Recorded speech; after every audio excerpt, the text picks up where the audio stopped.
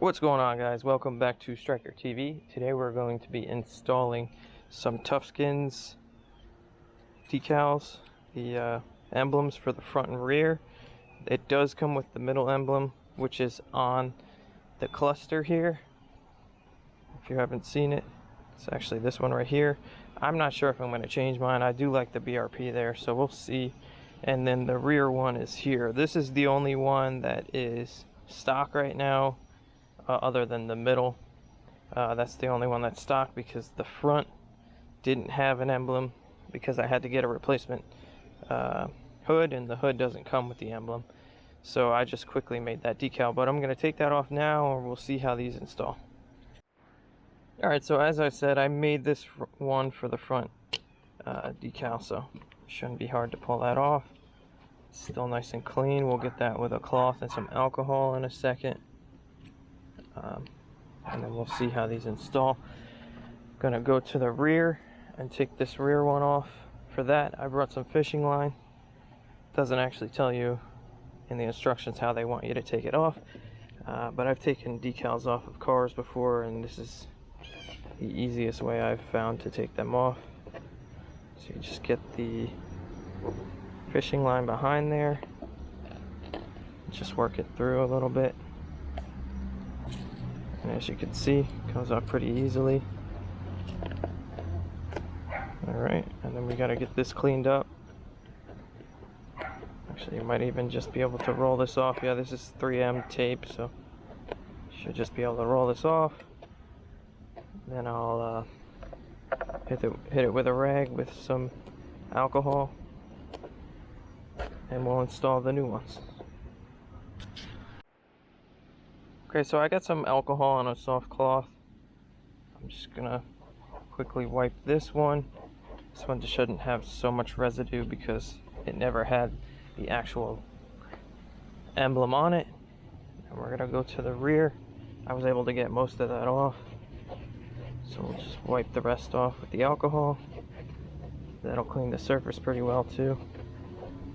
If you really can't get this stuff off, which I mean, it's pretty easy to get off, just roll your finger on it. But if you really can't get it off, you can try some Goo Gone. I found that that works pretty well to get these types of things off. Okay, so there we go. It's nice and clean. I'm gonna now prepare it. It says actually not to use a heat gun in the instructions because the heat gun could get a little too hot. It says to use a hairdryer. I don't have a hairdryer at the moment, so I'm just going to use my heat gun on low, very far away, just to prepare the surface and get it a little bit warm so that when we put these on, they stick really well. Okay, let's go ahead and get these open too.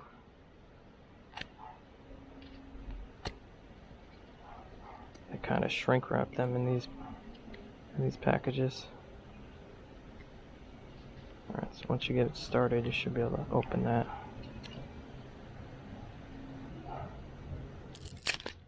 There it goes. So here's one of them. Let's compare it to the original.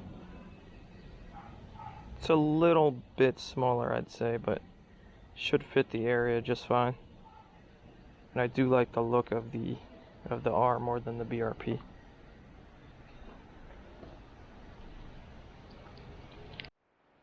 Alright, so it's always a good idea to just not take the backing off and just do a dry run, just to see where you want it, how you want it. I think that looks pretty good to me right there.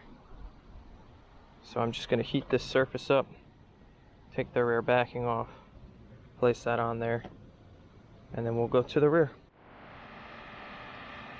I'm using the heat gun on low, very far away. I just want to see that this surface is a little hot, and it is right now. So we'll turn this off, peel the back off of this one, get it lined up where you like it. I think that looks pretty good. Maybe we can go a little bit to the left. That looks pretty perfect right there.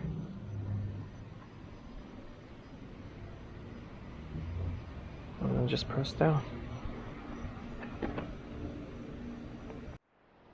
Okay, sorry about the noise in the background. My mom just got home from work and dogs are going crazy. I'm doing everything at my parents' house because that's where I have all my tools. Okay, so the rear here, we're just gonna do the same thing. Before I do that, let me just line it up. The rear is, I think it's gonna be a little bit, sorry for all the noise, they have 3 dogs. The rear I think is gonna be a little bit more challenging to get lined up since you don't have an actual space that holds it, but I think that looks good about right there. So I'm going to heat this up, peel the backing, throw that on. Again, put it on low heat. You don't want to burn anything. You just want to get the surface relatively hot. And with a heat gun, that happens very quickly. So just keep peeling it out. That's what she said. Okay, so right there is about good, I think. Take this backing off.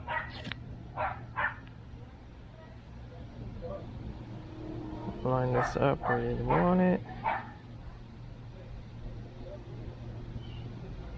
think that looks pretty good right there. So you just hold it down for 30 seconds. So that's the rear done. I think it looks pretty good. I like the look of that better than the chrome BRP. I don't like anything chrome, so sorry, the bike is filthy too. I ride it every day, so even if I wash it every day, it gets dirty every day. There's the finished product of the front as well. Let me just get this camera off, show you a little better.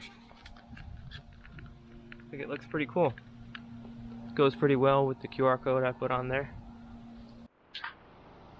So that's going to do it for this video. Just another quick one showing the installation of these emblems. They're not the cheapest emblems. I mean, they're around $30 on Slingmods, and they are all made to order, so they do take a little while to get to you.